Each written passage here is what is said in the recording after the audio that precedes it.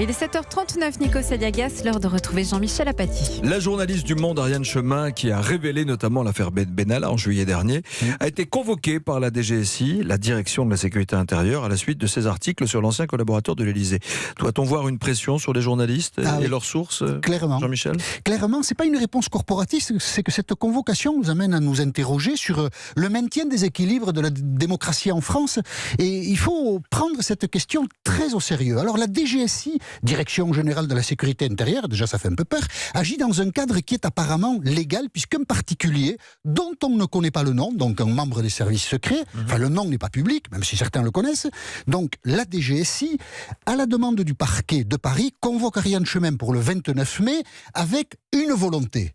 Qui vous a donné les noms des membres des services secrets qui étaient en contact avec Alexandre Benalla? Donc, Madame Chemin, journaliste, dévoilez-nous, à nous, la police, les sources qui sont les vôtres pour faire des papiers. Déjà, rien que la démarche, même si elle s'inscrit dans une plainte, est assez gonflée. En plus, elle est vaine, parce qu'on n'imagine pas un journaliste dire à des policiers « Ah mais oui, monsieur le policier, c'est X qui m'a donné le nom ». Évidemment, un journaliste ne dévoilera pas ses sources, non pas parce qu'il s'agit d'une fierté professionnelle, mais parce que si vous commencez à dire à la police « C'est un tel qui me renseigne », plus personne ne vous renseignera. Et si plus personne ne vous renseigne, vous n'informez pas les citoyens sur ce qui se passe. Sur la manière, par exemple, dont agit l'État dans une multiplicité de dossiers. Est-ce que l'État respecte les règles qu'il impose à ses citoyens? Est-ce que l'État respecte les droits de l'homme? Enfin, il y a des enjeux très importants, évidemment. Je le dis, c'est d'une banalité totale sur la protection des sources. Donc si malgré tout, la DGSI, à la demande du parquet, qui lui-même est tout à fait indépendant, bien sûr, on peut rêver,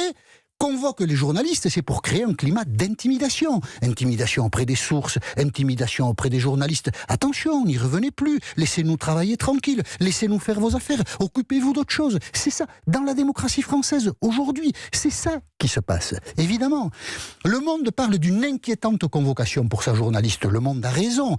À la moitié du mois de mai, c'est-à-dire il y a 10 jours, la même DGSI a convoqué 3 journalistes, un de Radio France et 2 d'un site d'information qui s'appelle Disclose, parce que ces 3 journalistes ont publié une note secret d'État sur les ventes d'armes. On ne va pas entrer dans les détails, mais il y a beaucoup d'enjeux dans cette histoire. Sur les ventes d'armes de la France à l'Arabie Saoudite et sur l'utilisation de ces armes par l'Arabie Saoudite dans la guerre au Yémen. En gros, est-ce que des armes françaises tuent des civils? C'est pas une mince question. Eh bien, les policiers ont demandé aux journalistes, mais qui sont vos sources? Et bien entendu, ils n'ont pas eu de réponse.